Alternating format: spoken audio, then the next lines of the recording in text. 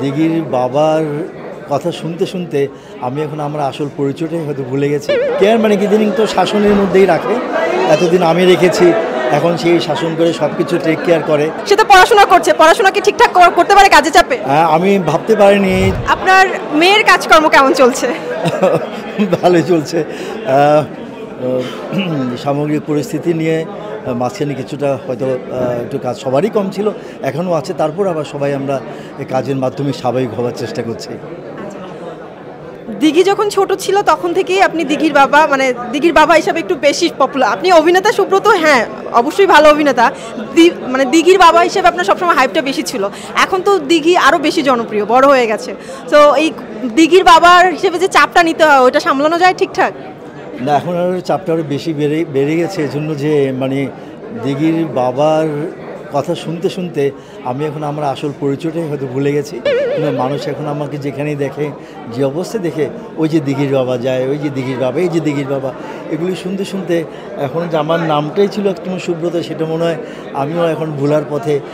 অনেকে সেটা, অনেক দর্শক সেটা ভুলে গেছে। এখন যাক, এক নামে আমি এখন একেবারে পরিচিত হয়ে গেছি।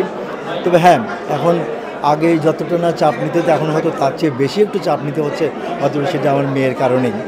আপনি তো সিনেমায় রেগুলার ছিলেন, এখনও কি সিনেমায় রেগুলার কাজ করা হচ্ছে? হ্যাঁ হ্যাঁ, এখনও রেগুলার, এখনও কাজ করছি এবং যতদিন আছে জীবনের শেষ দিন পর্যন্ত অভিনয় করে যেতে চাই।